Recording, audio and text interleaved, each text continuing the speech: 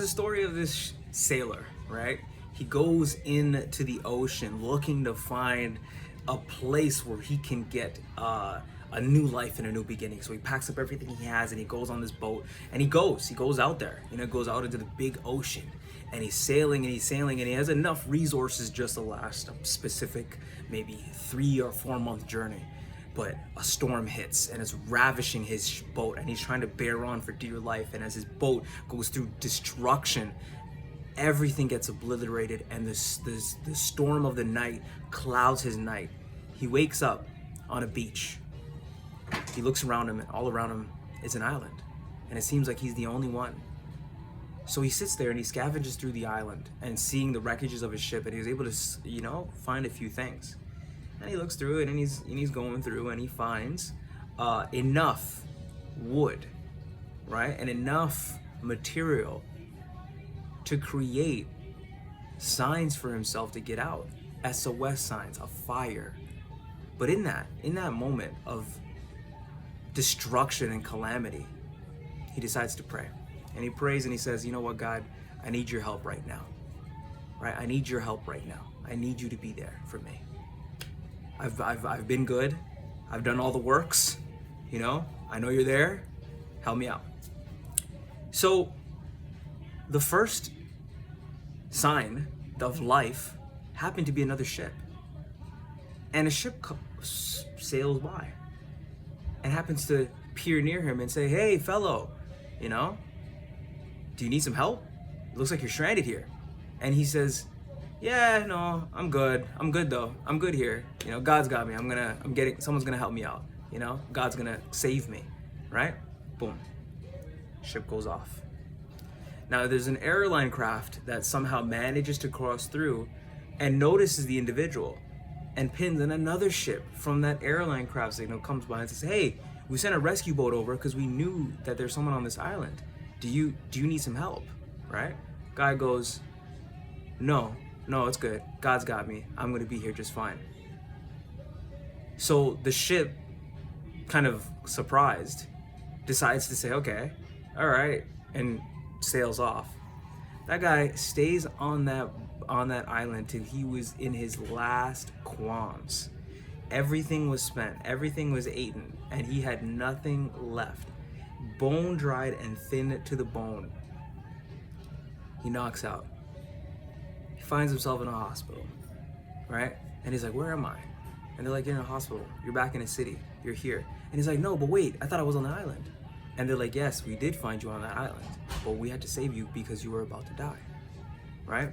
The moral of this story, guys, is in the calamities and the rough seas of life, right? The ways that life can hit. Sometimes the opportunities we see might not be just God coming down and picking you up and moving you somewhere.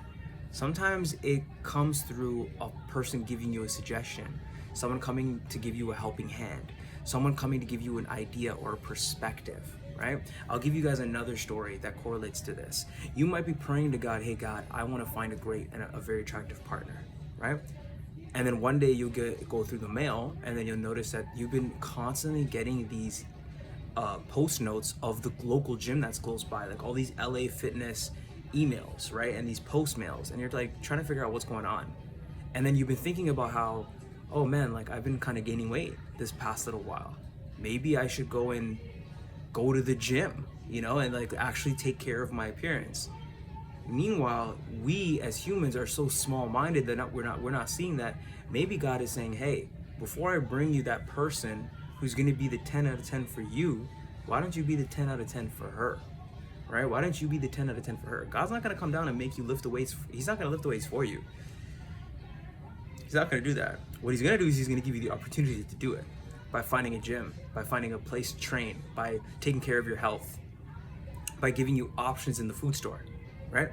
Every grocery store has options, right? You have the fast food. You have the processed foods. You have the dairy and the cheese and the milk section. Then you also have the vegetable section, and you also have the meat section. So it's up to you to decide where exactly am I going to fall in this array of opportunities, right? What am I going to do when the opportunity pursues me? And am I seeing the opportunities all around me? Sometimes you might be looking at something and you might not see it because you are so blinded in one set way of thinking, right? Sometimes it takes that perspective shift for you to see something different. And that is the moral of this video. If there's any way that you could look at the calamities of life and the hardships of life in a different way, you are starting to rewire how you are tackling life and how life is tackling you, right? I'll leave you guys with a personal story. Recently, there was a job interview. I've been really good this year in terms of job interviews. I've succeeded in 3, but I've had to turn all 3 down for some type of issue that I'm dealing with legally, right? It's a long story. So my 4th job interview that I've done, after I figured out that this legal issue actually won't stop me from employment, so now I can work. It's a long story. Anyways, the 4th interview actually didn't turn out good. I didn't get that job, and they turned me down. And I thought about it, and I was hard about it. I'm like, dude, even though the other 3 jobs were 4, so I'm 3 for 4 in terms of getting hired, right? It bothered me because it's like, oh, the rejection, you know what I mean? And then I thought about it. Sitting at a desk all day, dealing with receptionist calls,